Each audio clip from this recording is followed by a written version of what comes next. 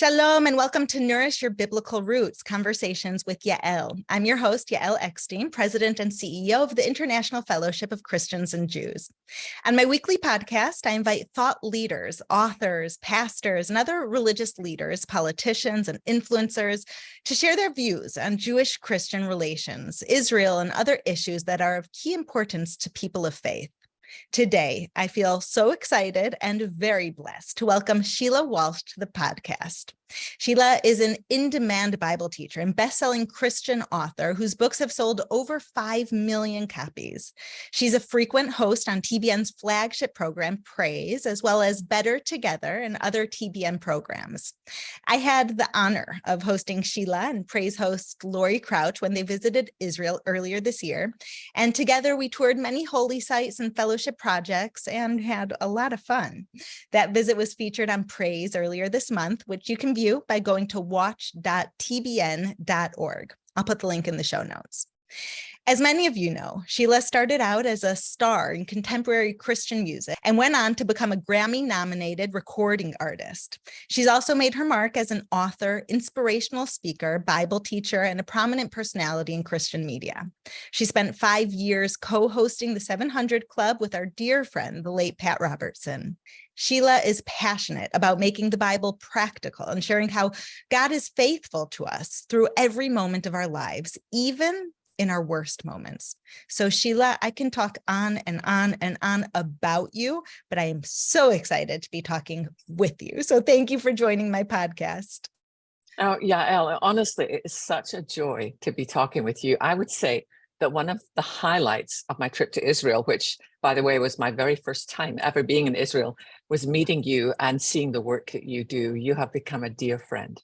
Wow, it's so mutual. Immediately when I met you, I felt a soul connection, which only grew as I heard your wisdom and passion and genuine heart for God, and met your amazing husband who shares that vision of spirituality and practicality mixed into one, together with service and worship. That you're the real deal, sister.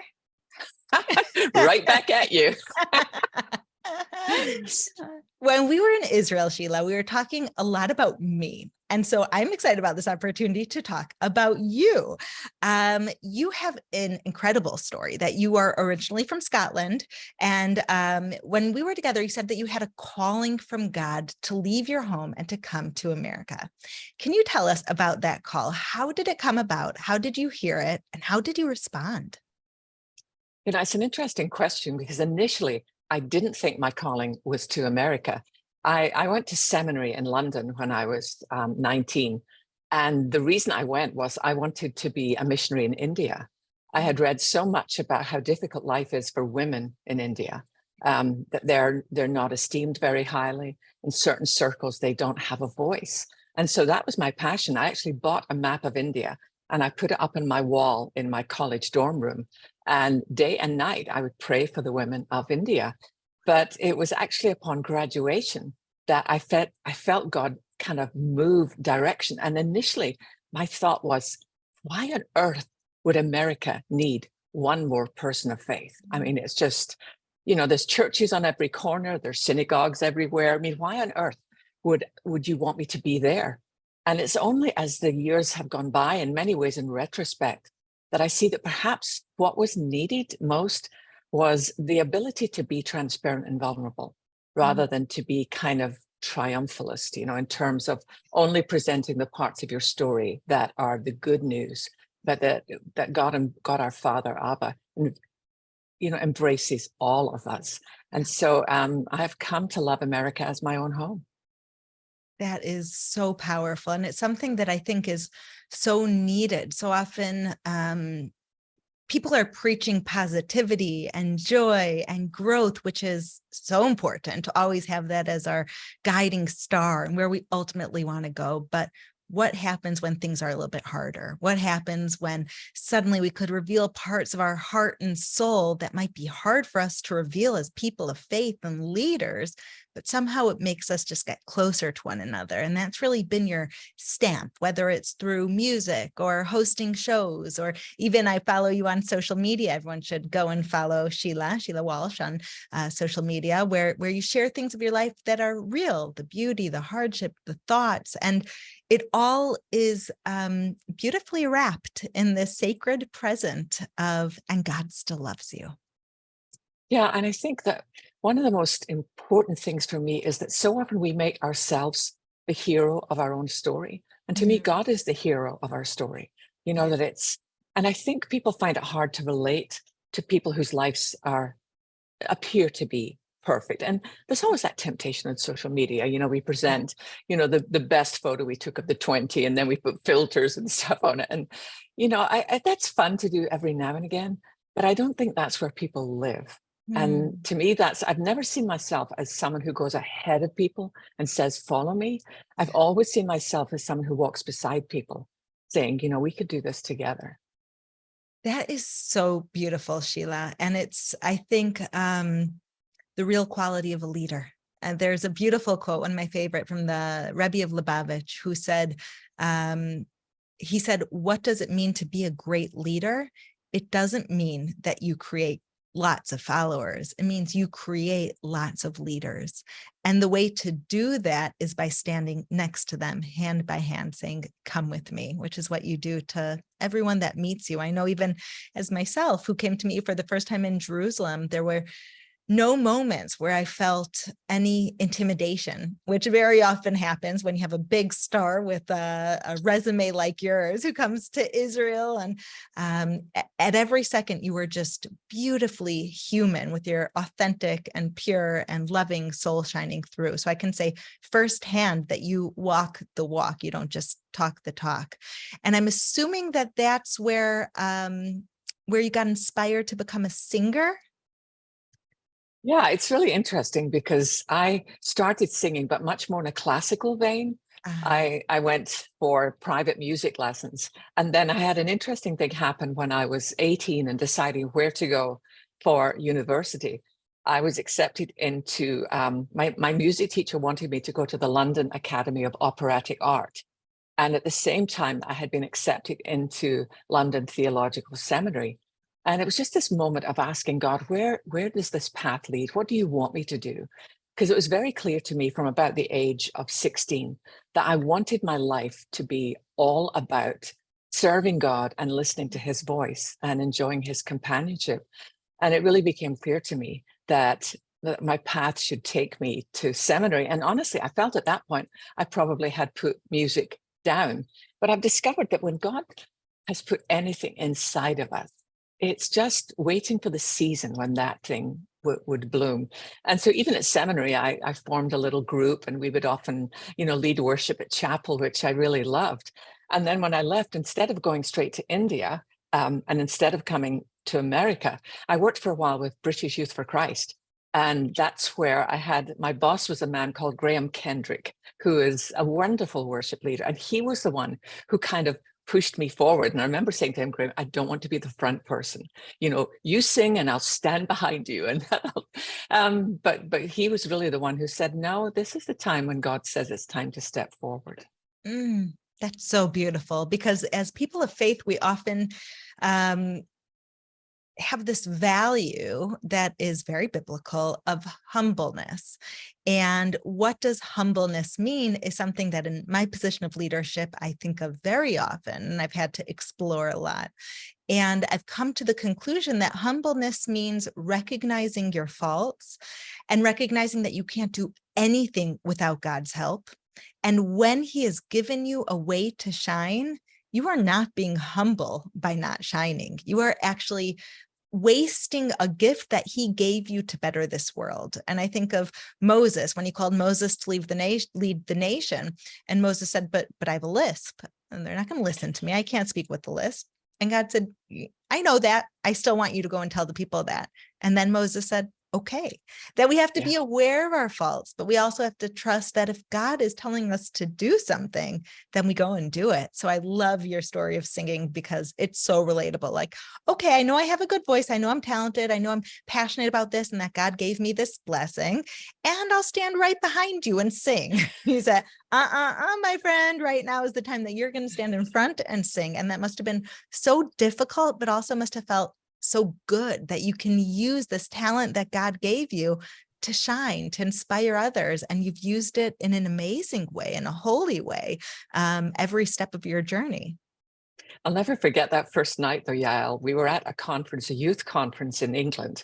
And that was the first time that Graham said, okay, tonight, it's up to you. He wrote some songs for me that were just absolutely beautiful and I loved, but I was so nervous that I literally just slightly behind stage had a bucket, and in between two songs, I had to go out, throw up in the bucket and come back. And interestingly enough, at the end of the conference, it was the response of the audience that really kind of blew me away. And I remember that night going for a long walk and asking the Lord, what does all this mean? Right. And it was just this simple understanding of walking beside him and allowing him, because I realized that night what they were identifying or connecting with wasn't even so much me as a person, although it was part of that was definitely true. It was my connection with God and their desire to connect with God that we become. And I realized too that sometimes at our most broken, that's where the light shines through. When you're able to be very clear that, what's coming through here is the beauty of God through our broken places. Wow. I relate to that so much. My prayer along every part of life has always been, Lord, I am your servant. Use me. I'm a vessel. I am only your vessel. And so during the hard times, use me. During the good times, use me. And let me live up to this task. And something that I think you said, I don't even know if you remember this, that you said to me in Israel, but has stuck out so much to me, is that you said that on your first trip to Israel, when we filmed together for TBN, my first visit to Israel is what it's called, featured on TBN, that everyone should watch. When we were together, you said, this actually isn't a sightseeing trip, but a sign-seeing trip. Can you explain what you meant by that? Yeah, I have lots of friends who have gone on trips to Israel, and it's almost more like checking off, I saw this, I did this, I was baptized in the River Jordan, I did all these different things. I didn't want that so much. I wanted to kind of walk the ancient paths and walk the ancient stones and feel the presence of God, which is so clear to me in Israel. I remember standing at the Western Wall, and watching the men praying, and then being able to go into the women's section, which was very humbling. And even as I placed my hands on the wall, the sense of this continuity of God's faithfulness, of human struggle, and yet realizing this is where our strength lies. And sometimes it was in the least expected places. There are places that are looked on, I think, and I don't mean this to be disrespectful, but I think are seen more as tourist places where people come because it's familiar. But for me, it was places like that wall, remaining wall of the temple. It was in a little boat on the Sea of Galilee. That's where I felt the presence of God, and it's like the air was so thick to me with His glory. There's a concept, both I think in science and physics, as well as in spirituality, that once an energy comes to the world, it never could really leave. You could always tap into it, which is why we believe that we can still communicate and feel and love our loved ones who pass, and the way that we're able to communicate with God. And once something exists, the mark that it left on the world never leaves, whether it's a loved one or a grandparent or a child, whoever it is, that they're still with us and they're still here. There's a presence of them here in this world. And when I visit the holy sites in Israel, that's how I feel. Exactly what you described, that when I put my hand on the last remaining wall of the temple, I can feel the priests who were bringing the sacrifices on behalf of all the nations. Ki beti bet tefillah lekol ha'amim. My house is a house of prayer for all the nations. And I imagine all the nations coming and bringing their sacrifices. And I can hear the Levites in the background singing their songs, and I can smell the incense. And there's a part of it, I think a lot of these places become tourist places, like you said, because the original people tapped into it and understood. And then it just became something that you have to do. So when you talk about how you go there and you can still tap into that original meaning and feeling and presence of God on the Sea of Galilee, in the Garden of Gethsemane, and the touching the Western Wall, at the all these places. And I also believe that being there physically is something that you can't compare to. But I know so many people who follow the biblical mandate to pray for the peace of Jerusalem, and they're tapping into that holiness of Israel from wherever they are simply through prayer. Yeah. And I think I've always been aware of that. It was something that my father died when I was young. I was only 5 when my father died by suicide. But I was raised by a very godly mother. And, that was one of the things. We were not a rich family. We were a fairly poor family. We lived in housing provided by the government. And so we were the ones that got free school uniforms and free school meals. But one of my remaining pictures of my mother is her sitting in her green chair by the fireplace and opening up the Word of God. Wow. And that to me was worth, a million mansions. Because what I saw in her life was that life was not easy, but that God was faithful. And I remember her often telling me of the mandate to pray for the peace of Jerusalem. So even though I was raised in a small Baptist church on the west coast of Scotland, that was very much part of my spiritual journey and legacy. What a responsibility we have as parents. Oh, so true. Those stories of 30 years later, 40 years later, just when people remember this, and then I saw my mother or my father do this for good, for bad, for whatever. I always think, wow, we have such a huge responsibility here. And I know you have a beautiful son who's in graduate school, who you've done an amazing job with, you and your husband, and are passing on that legacy of faith and raising the next generation of godly children. Another side I saw of you, Sheila, is when we were visiting projects, and I felt like you really just had a way of connecting to the elderly and to people who were less fortunate. So hearing where you came from, that makes a little bit more sense. You visited a few fellowship projects. We have over 450 projects in Israel. Last year, we provided 2.5 million meals to hungry people in Israel and Ukraine. And so we saw a small amount of programs, but still very powerful and meaningful to experience that together. What stood out to you from those visits? Well, it's interesting. You said that you were not at all intimidated by meeting me or being with me. I have to confess, I was intimidated by meeting you because seriously, because before I came, I wanted to understand as much as I could about those who would be joining on our journey, and just looking at the work that your father pioneered and that you have taken up that mantle and continued was just overwhelming to me. And I discovered that so many of the things I've read about, even before I knew I would be coming to Israel and meeting you, were projects that really had my heart. And meeting some of those elderly Jews, whether it was from certain parts of Africa or or the Ukraine, and seeing this spirituality lived out in flesh and blood. It's so easy to say we pray for those who have so little and we care for those, but it's one thing to stand at the airport and say to them, welcome home. And to then provide them not just with a place, returning, not just, Aliyah, but also to be able to give them a place to work, to give them a community of faith with others who speak their language, was honestly overwhelming. That day after you and Laurie and I spent together, just looking, as you say, at just a tiny portion of what you do. I remember going back to my hotel and just being overwhelmed by the this love in action. And you said something to me that I thought was so interesting.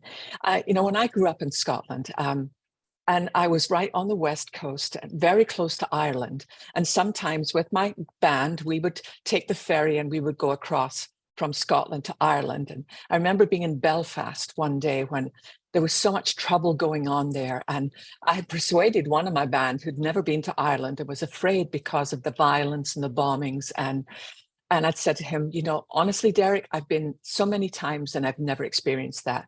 So I talked him into coming with me, and we're walking through the streets of Belfast, and a car bomb goes off. And I'm like, okay, I'm so sorry. That doesn't usually happen while I'm here. But I noticed something that day because I was part of it.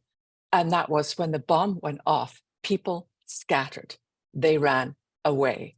But you told me something that's not what you see in Israel. When there's some kind of explosion or an incident, people run toward the incident because they want to help. And that is something I've never experienced anywhere in my life. I think it's what defines Israel. When people ask me, El, how did you leave the safety of America, the comfort of America for the Middle East, where your neighbors are Hezbollah and Hamas and all of the Iran proxies and the Muslim Brotherhood, and you're raising your children there, and you're a country of less than 10 million people surrounded by hundreds of millions of enemies? Yael, are you crazy? And I always say, I'll tell you why, because in Israel, everyone is family. And what better way to raise your children than that? When my kids were little and they would fall at the park, I would not even have time to stand up until there were already 3 parents on them helping. And when my 10-year-old takes buses by herself in Israel, which happens all the time, you see even younger ones, I told her, she's ready now, 17, but when she was 10 and she was taking buses, I said, if you need anything, you ask the person next to you. And It's this concept I was raised with: don't talk to strangers, not ask the person next to you. And when my son was camping just a few weeks ago, my 15-year-old son, he was camping with his friends, and he sent me a picture of fresh watermelon and grapes and peaches. There's a heat wave here, like there is, I think, everywhere in the world. And I said, where did you get that from? A bunch of teenage boys brought fresh fruits for camping. He said, no, there was a family next to us who gave it to us to enjoy. That it's a feeling of family. And so when a terror attack happens, God forbid, you should never know. If you knew that your child was in the even vicinity of a terror attack, you would not be running away from it. You would be running towards it. And so in Israel, that concept of brotherhood in very practical terms represents itself on the bus while you're camping. It represents itself in the army of people who have given their own lives, jumping on a live grenade so it would kill them and not their comrades, which happen all the time, to when there's a terror attack, going towards the terror attack in order to help.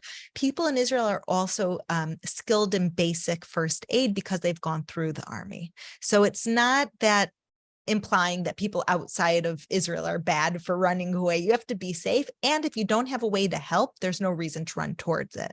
In Israel, because everyone's done the army, they're actually able to help and perform that first aid that's needed. My daughter, who's almost 17, has been volunteering on an ambulance for 2 years. She took a course, she became a medic, and now she volunteers on ambulance 8 hours a day, every free day she has, going and helping people, because in a year, when she goes to the army, she wants to be a combat medic. So it's a different world, but I guess you struck a chord there, because what the story that stood out to you is the story that really sums up why I moved to Israel. Yeah, there's just something so incredibly beautiful about that, because somebody said to me, would you go back to Israel? Don't you feel like, don't you feel you have to watch the evening news to make sure if it's safe? And I said, I felt safer in Israel than I think anywhere I've been in my life.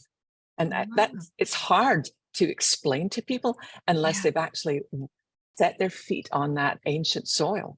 And it doesn't mean that I don't think bad things wouldn't happen. They perhaps would, but if they did, they would have already passed through the hands of a merciful God. Wow. One of the things that I love about your work, Sheila, is your honesty. And you acknowledge that life doesn't always live up to our expectations or turn out the way that we would like. And we all know that from experience, but it's sometimes hard to face up to. As people of faith, both Christians and Jews, you've given us a way to cope with life's uncertainties. You've been able to say, even in what you said just now, I can't guarantee that nothing's going to happen, but I can guarantee that if anything happens, and whatever happens has gone through the hands of our loving Father first. You've been able to find meaning and purpose despite many hardships that you've been very open about in your life, in order to bring you to peace, in order to bring you to faith, and in order to inspire others. So I just want to personally, and on behalf of all of your fans, say thank you, thank you, thank you. No, thank you, Yael. And I You are think so that's one of the special. reasons that God entrusts us with things that initially don't make sense and perhaps never will this side of heaven. But I just think that that's, I remember I spent a month in a psychiatric hospital diagnosed with severe clinical depression. I had never dealt with my father's suicide or the shame attached at that point in a small Scottish religious town where my father was very involved in the church. The fact that he took his life by suicide, he was buried in an unmarked grave and we had to leave town. And it was like there was a scarlet letter. But I have discovered that it's our brokenness that often creates a greater bridge to other people. I remember after my time in the hospital, people said to me, don't tell people where you were because no one will ever trust you again. You'll never be special again. And I remember saying to them, it's not about that. It's about discovering that, because honestly, as a teenager and in my 20s, my greatest fear was that I would end up like my father. Yeah. He ended up in a psych hospital at 34. Yeah. And I was 34 when I ended up in a psych hospital. Mm-hmm. But I discovered that there is no place too dark that the presence of God cannot find you and be with you. I have the chills. There is nothing more whole than a broken heart. Beautiful. Yeah, that Rabbi Shlomo Carlebach said. He said that the reason why is because when something is sitting on your heart, how do you let it penetrate? It has to break open first, and then you can let it in. And so sometimes from that place of brokenness, we can reach wholeness. We can connect to others. We can inspire others. We can understand others.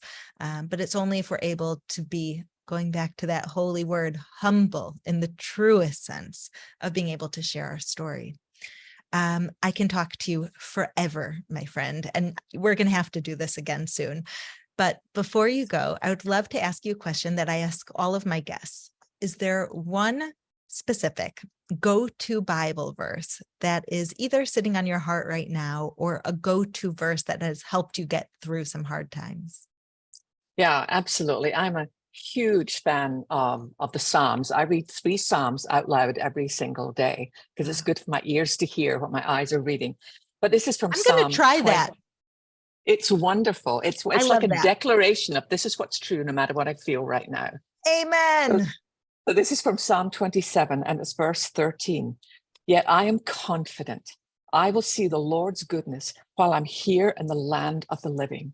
Wait patiently for the Lord. Be brave and courageous. Yes, wait patiently for the Lord. Amen.